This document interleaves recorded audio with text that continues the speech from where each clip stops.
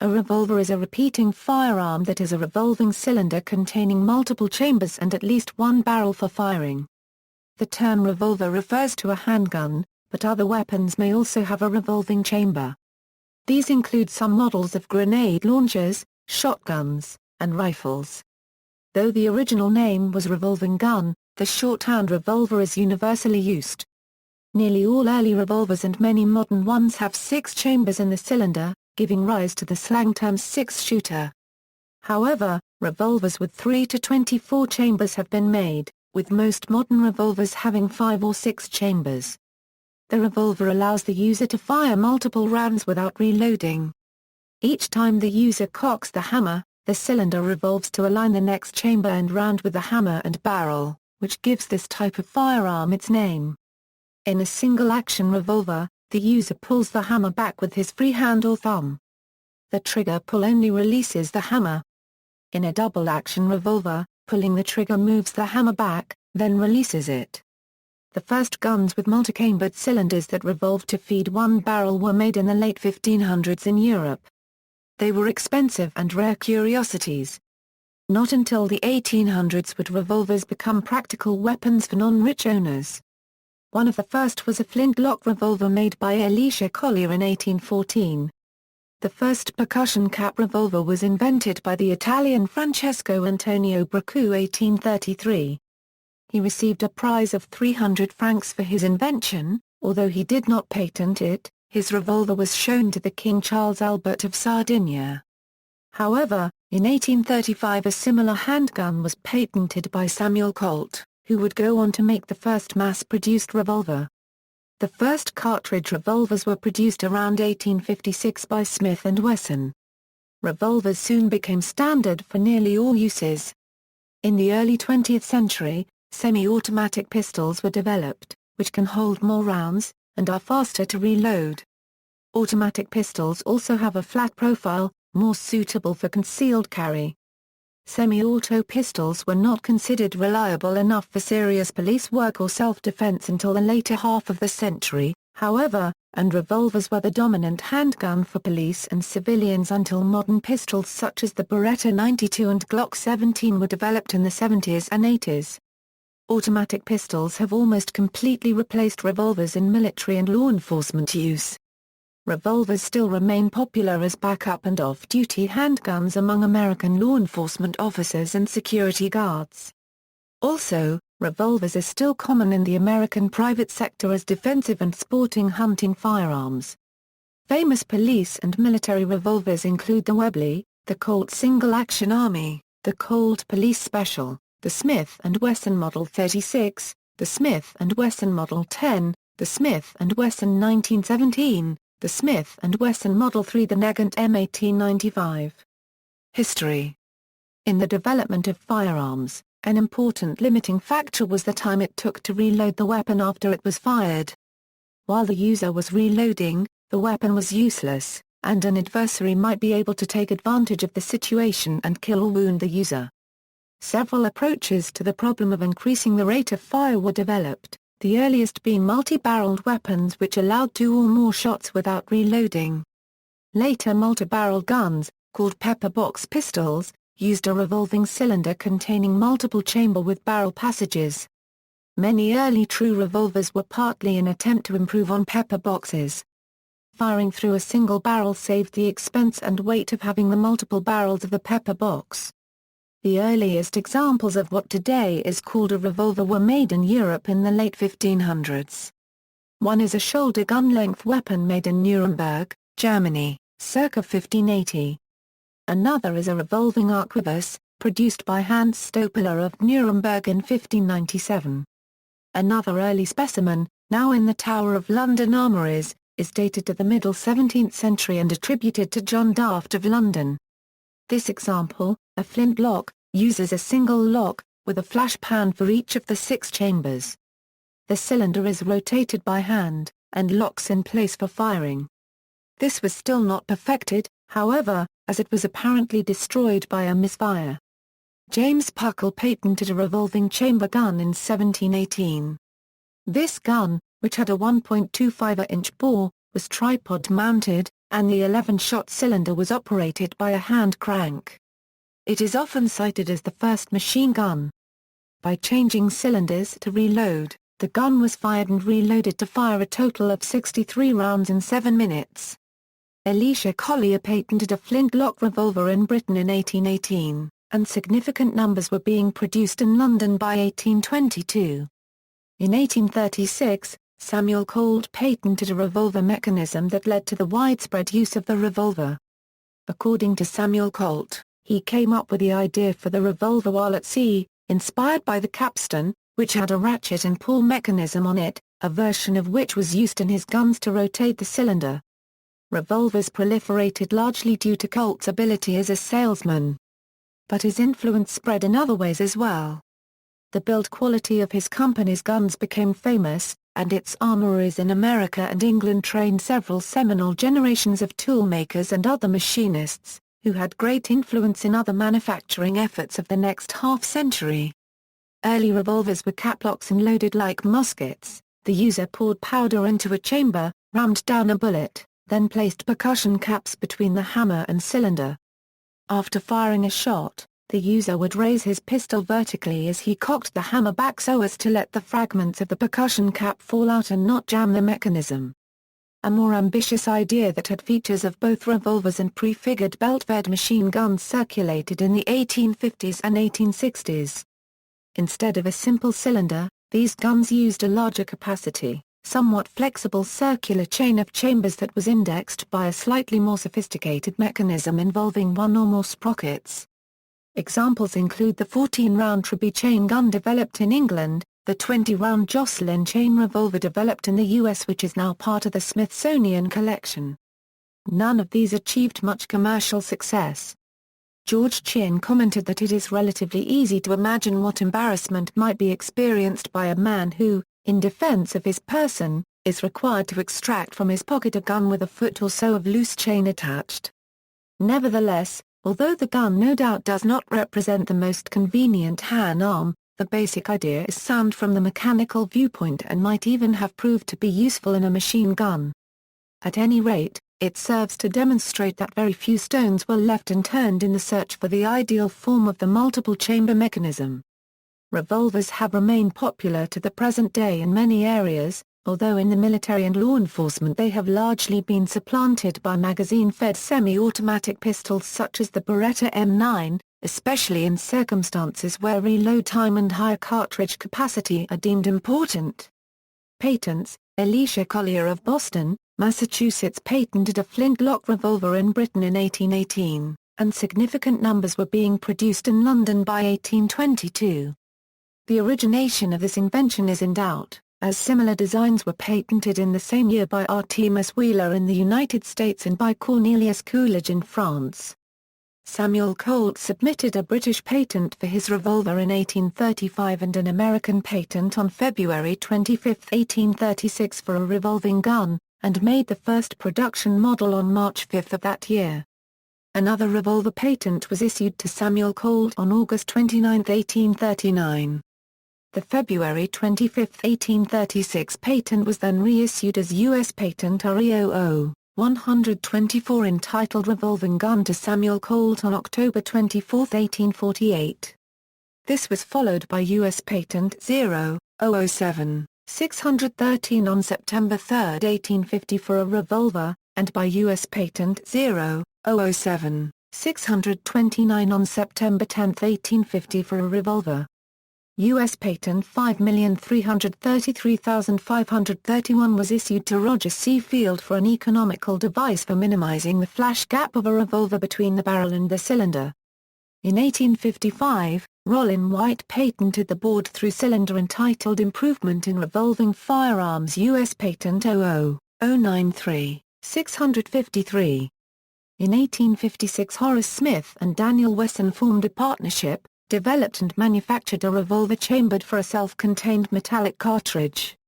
Design: a revolver works by having several firing chambers arranged in a circle in a cylindrical block that are brought into alignment with the firing mechanism and barrel one at a time. In contrast, other repeating firearms, such as lever action, pump action, and semi-automatic, have a single firing chamber and a mechanism to load and extract cartridges into it. A single-action revolver requires the hammer to be pulled back by hand before each shot, which also revolves the cylinder.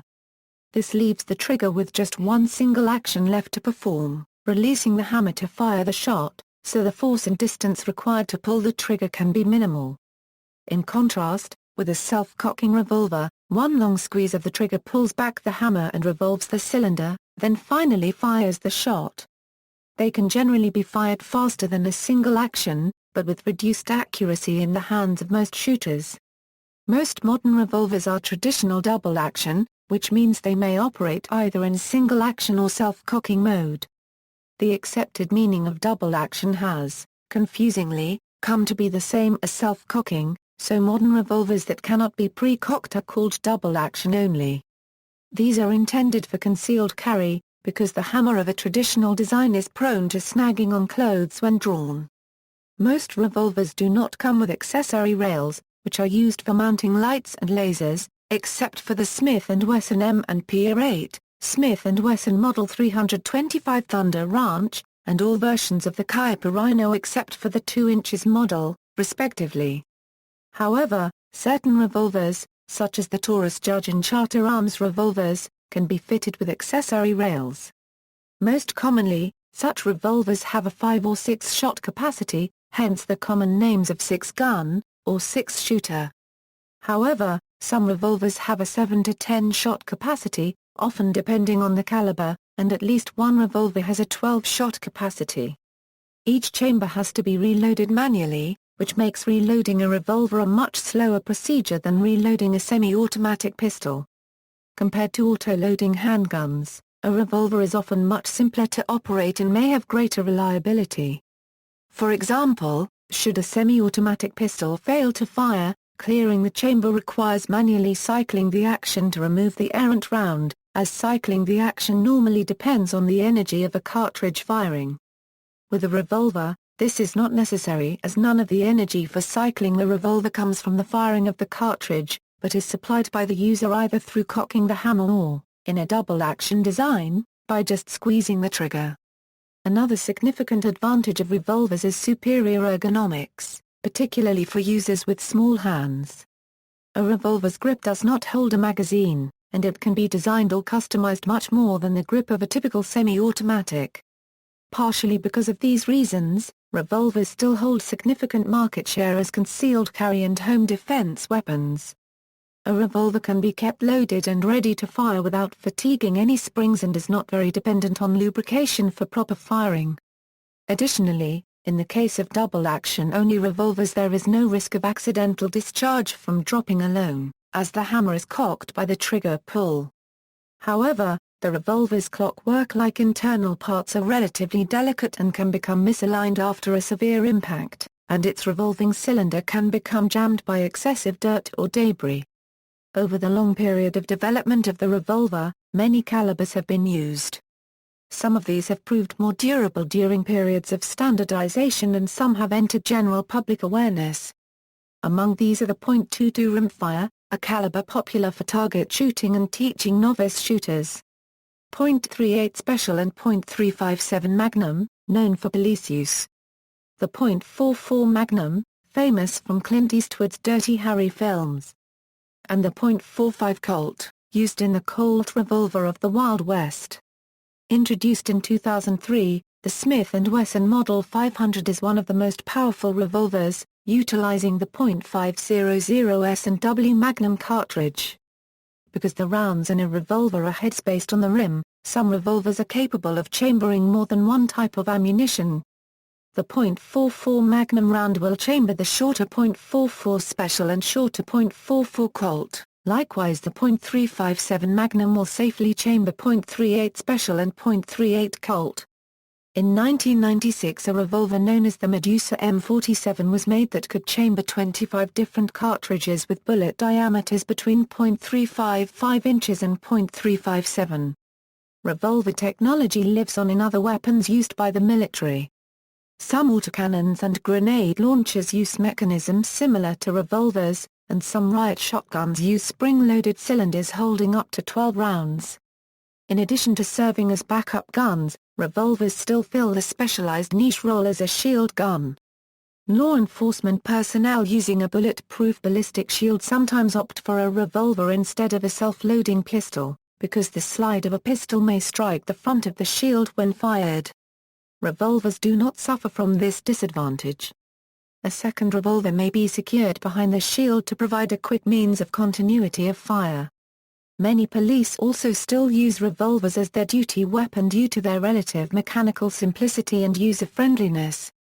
With the advancement of technology and design in 2010, major revolver manufacturers are coming out with polymer frame revolvers like the Ruger LCR, Smith & Wesson Bodyguard 38, and Taurus Protector polymer. The new innovative design incorporates advanced polymer technology that lowers weight significantly, helps absorbs recoil, and strong enough to handle +P in .357 Magnum loads. The polymer is only used on the lower frame and joined to a metal alloy upper frame, barrel, and cylinder. Polymer technology is considered one of the major advancements in revolver history because the frame has always been metal alloy and mostly one-piece frame design. Another recent development in revolver technology is the Rhino, a revolver introduced by Italian manufacturer Keiper in 2009 and first sold in the US in 2010. The Rhino, built with the U.S. concealed carry market in mind, is designed so that the bullet fires from the bottom chamber of the cylinder instead of the top chamber as in standard revolvers. This is intended to reduce muzzle flip, allowing for faster and more accurate repeat shots. In addition, the cylinder cross-section is hexagonal instead of circular, further reducing the weapon's profile. Loading and unloading, front-loading. The first revolvers were front-loading, and were a bit like muskets in that the powder and bullet were loaded separately. These were caplocks or cap-and-ball revolvers, because the caplock method of priming was the first to be compact enough to make a practical revolver feasible. When loading, each chamber in the cylinder was rotated out of line with the barrel, and charged from the front with loose powder and an oversized bullet. Next, the chamber was aligned with the ramming lever underneath the barrel. Pulling the lever would drive a rammer into the chamber, which sealed it and held the ball and powder securely in place. Finally, the user would place percussion caps on the nipples on the rear face of the cylinder. After each shot, a user was advised to raise his revolver vertically while cocking back the hammer so as to allow the fragments of the spent percussion cap to fall out safely. Otherwise, the fragments could fall into the revolver's mechanism and jam it. Caplock revolvers were vulnerable to chain fires, wherein hot gas from a shot ignited the powder in the other chambers. This could be prevented by sealing the chambers with cotton, wax, or grease. Loading a cylinder in this manner was a slow and awkward process and generally could not be done in the midst of battle. Some soldiers solved this by carrying multiple revolvers in the field. Another solution was to use a revolver with a detachable cylinder design. These revolvers allowed the shooter to quickly remove a cylinder and replace it with a full one. Fixed cylinder designs. In many of the first generation of cartridge revolvers, the base pin on which the cylinder revolved was removed, and the cylinder taken from the revolver for loading. Most revolvers using this method of loading are single-action revolvers, although Iver Johnson produced double-action models with removable cylinders. The removable cylinder design is employed in some modern micro-revolvers, in order to simplify their design. These weapons are small enough to fit in the palm of the hand. Later single-action revolver models with a fixed cylinder used a loading gate at the rear of the cylinder that allowed insertion of one cartridge at a time for loading, while a rod under the barrel could be pressed rearward to eject the fired case. The loading gate on the original Colt designs is on the right side, which was done to facilitate loading while on horseback. With the revolver held in the left hand with the reins of the horse, the cartridges can be ejected and loaded with the right hand. Because the cylinders in these types of revolvers are firmly attached at the front and rear of the frame, and the frame is typically full thickness all the way around, fixed cylinder revolvers are inherently strong designs. Accordingly, many modern large-caliber hunting revolvers tend to be based on the fixed-cylinder design. Fixed-cylinder revolvers can fire the strongest and most powerful cartridges, but at the price of being the slowest to load and reload, and they cannot use speed loaders or moon clips for loading, as only one chamber is exposed at a time to the loading gate. Top brake. In a top brake revolver, the frame is hinged at the bottom front of the cylinder. Releasing the lock and pushing the barrel down exposes the rear face of the cylinder. In most top brake revolvers, this act also operates an extractor that pushes the cartridges in the chambers back far enough that they will fall free, or can be removed easily. Fresh rounds are then inserted into the cylinder. The barrel and cylinder are then rotated back and locked in place, and the revolver is ready to fire. Top brake revolvers can be loaded more rapidly than fixed-frame revolvers, especially with the aid of a speed loader or moon clip. However, this design is much weaker and cannot handle high-pressure rounds. While this design is mostly obsolete today, supplanted by the stronger yet equally convenient swing-out design, manufacturers have begun making reproductions of late 19th century designs for use in cowboy action shooting. The most commonly found top brake revolvers were manufactured by Smith & Wesson, Iver Johnson, Harrington and Richardson, Manhattan Firearms, Meriden Arms and Forehand and Wadsworth. Tip-up. The tip-up was the first revolver design for use with metallic cartridges in the Smith & Wesson Model 1. It is similar to the break-open design that had a hinge on the top rear of the frame, but in the case of the tip-up, the barrel release catch is located on the side of the frame in front of the trigger. Smith & Wesson discontinued it in the third series of the Smith & Wesson Model 1 and 1/2, but it was fairly widely used in Europe in the 19th century, after a patent by Split in 1870, which also included an ejector. Swing-out cylinder. The most modern method of loading and unloading a revolver is by means of the swing-out cylinder. The cylinder is mounted on a pivot that is coaxial with the chambers, and the cylinder swings out and down. An extractor is fitted, operated by a rod projecting from the front of the cylinder assembly. When pressed, it will push all fired rounds free simultaneously. The cylinder may then be loaded, singly or again with a speed loader, closed, and latched in place. The pivoting part that supports the cylinder is called the crane.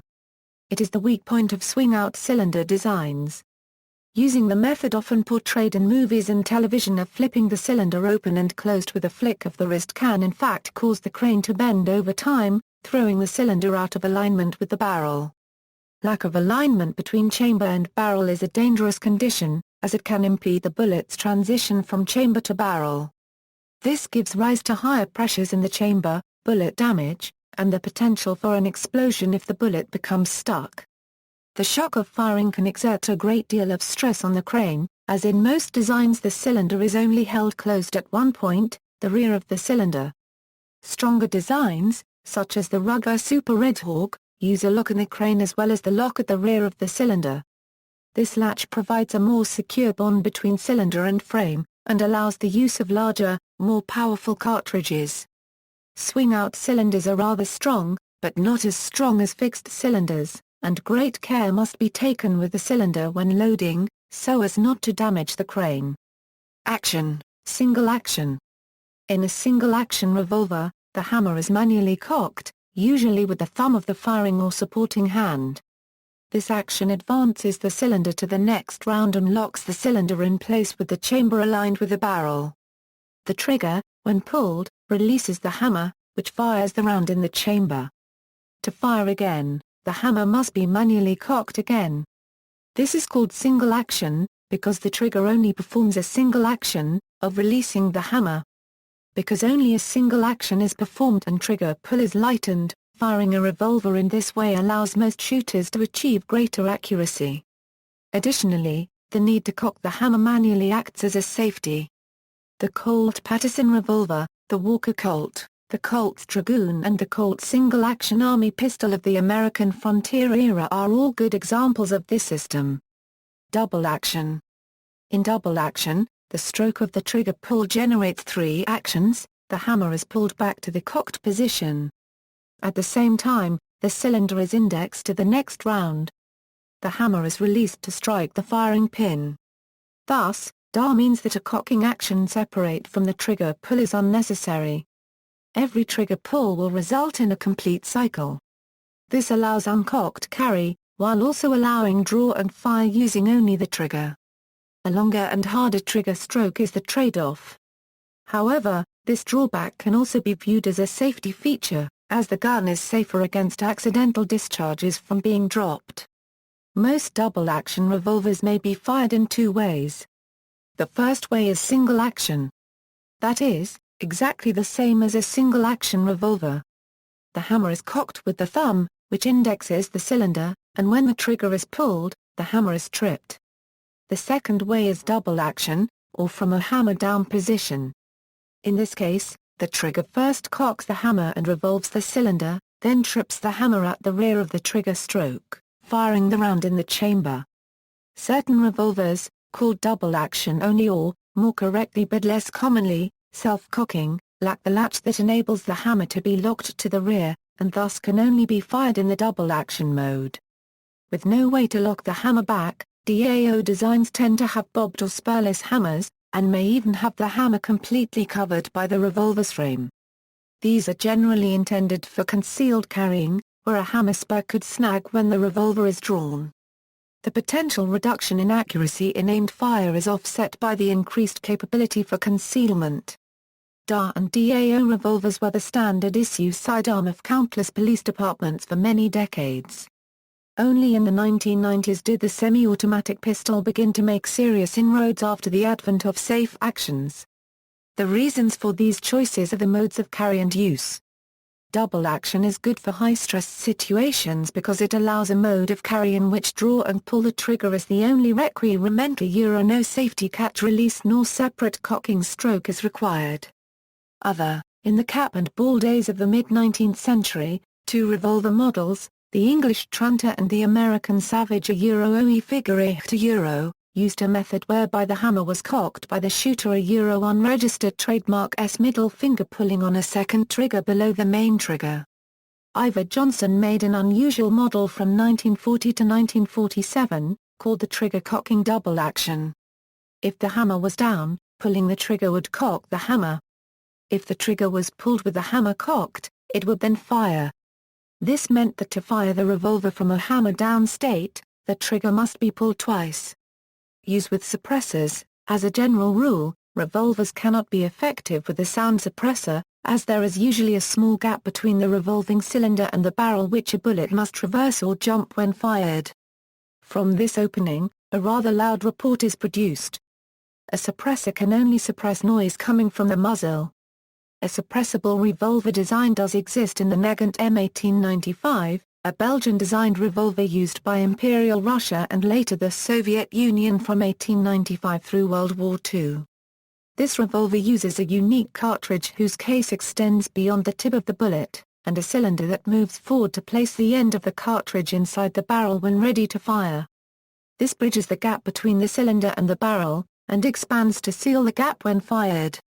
While the tiny gap between cylinder and barrel on most revolvers is insignificant to the internal ballistics, the seal is especially effective when used with a suppressor, and a number of suppressed Nagant revolvers have been used since its invention. There is a modern revolver of Russian design, the OTS-38, which uses ammunition that incorporates the silencing mechanism into the cartridge case, making the gap between cylinder and barrel irrelevant as far as the suppression issue is concerned. The OTS-38 does need an unusually close and precise fit between the cylinder and barrel due to the shape of bullet in the special ammunition, which was originally designed for use in a semi-automatic. Additionally, the U.S. military experimented with designing a special version of the Smith & Wesson Model 29 for tunnel rats, called the Quiet Special Purpose Revolver or QSPR. Using special .40 caliber ammunition, it never entered official service. Automatic revolvers. The term automatic revolver has two different meanings, the first being used in the late 19th and early 20th centuries when automatic referred not to the operational mechanism of firing, but of extraction and ejection of spent cases. An automatic revolver in this context is one which extracts empty fired cases automatically, that is, upon breaking open the action, rather than requiring manual extraction of each case individually with a sliding rod or pin. This term was widely used in the advertising of the period as a way to distinguish such revolvers from the far more common rod extraction types. In the second sense, automatic revolver refers to the mechanism of firing rather than extraction. Double-action revolvers use a long trigger pull to cock the hammer, thus negating the need to manually cock the hammer between shots. The disadvantage of this is that the long, heavy pull cocking the hammer makes the double-action revolver much harder to shoot accurately than a single-action revolver. A rare class of revolvers, called automatic for its firing design, attempts to overcome this restriction, giving the high speed of a double-action with the trigger effort of a single action. The Webley-Fosbury automatic revolver is the most famous commercial example. It was recoil-operated, and the cylinder and barrel recoiled backwards to cock the hammer and revolve the cylinder. Cam grooves were milled on the outside of the cylinder to provide a means of advancing to the next chamber. Half a turn as the cylinder moved back, and half a turn as it moved forward. .38 caliber versions held 8 shots, .455 caliber versions 6.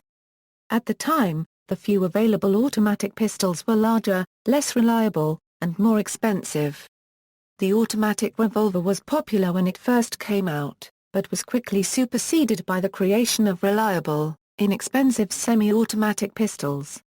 In 1997, the Mateba company developed a type of recoil-operated automatic revolver, commercially named the Mateba Auto-Revolver, which uses the recoil energy to auto-rotate a normal revolver cylinder holding 6 or 7 cartridges, depending on the model.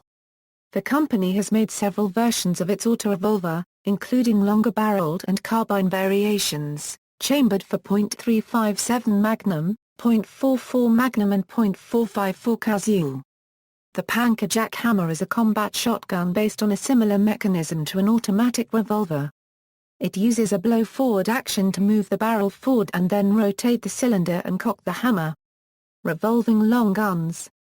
Revolvers were not limited to handguns, and as a longer-barreled arm is more useful in military applications than a sidearm, the idea was applied to both rifles and shotguns throughout the history of the revolver mechanism with mixed degrees of success.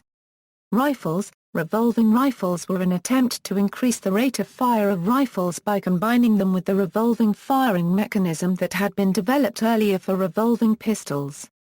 Colt began experimenting with revolving rifles in the early 19th century, making them in a variety of calibers and barrel lengths. Colt revolving rifles were the first repeating rifles adopted by the U.S. government, but they had their problems. They were officially given to soldiers because of their rate of fire.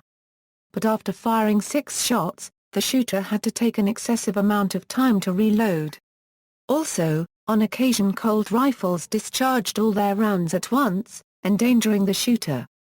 Even so, an early model was used in the Seminole Wars in 1838. During the Civil War, a Lamat carbine was made based on the Lamat revolver.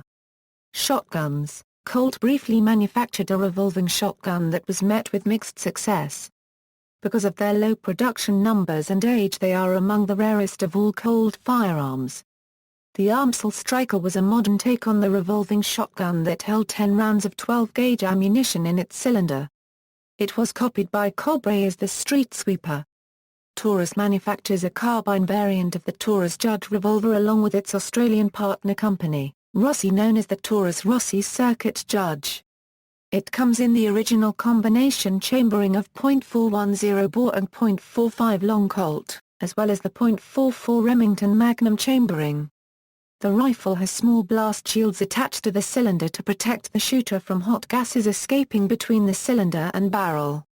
6-gun. A 6-gun is a revolver that holds 6 cartridges. The cylinder in a 6-gun is often called a wheel, and the 6-gun is itself often called a wheel gun. Although a 6-gun can refer to any 6-chambered revolver, it is typically a reference to the Colt single-action army, or its modern look-alikes such as the Ruger Vaquero and Beretta Stampede. Until the 1970s, when older design revolvers such as Colt single-action armies and Ruger Black Hawks were re-engineered with drop safeties that prevent the firing pin from contacting the cartridge's primer unless the trigger is pulled, safe carry required the hammer being positioned over an empty chamber, reducing the available cartridges from 6 to 5, or, on some models, in between chambers on either a pin or in a groove for that purpose, thus keeping the full 6 rounds available. This kept the uncocked hammer from resting directly on the primer of a cartridge. If not used in this manner, the hammer rests directly on a primer and unintentional firing may occur if the gun is dropped or the hammer is struck. Some holster makers provided a thick leather thong to place underneath the hammer that both allowed the carry of a gun fully loaded with all 6 rounds and secured the gun in the holster to help prevent its accidental loss. Human nature being what it has always been, some people simply took the risk and carried the guns fully loaded with no provisions for prevention of accidental discharges. 6 guns are used commonly by single-action shooting enthusiasts and shooting competitions, designed to mimic the gunfights of the Old West, and for general target shooting, hunting and personal defense. Notable brands and manufacturers, gallery. See also, antique gun, cold diamondback, gun spinning, handgun effectiveness, list of handgun cartridges, list of cartridges by caliber, list of revolvers, rat shot, revolver cannon, Russian roulette, semi-wad cutter, table of handgun and rifle cartridges, wad cutter, references. External links, U.S. Patent RE124 a Euro revolving gun, U.S. Patent 1304 a Euro improvement in firearms, U.S. Patent 7613 a Euro revolver, U.S. Patent 7629 a Euro revolver.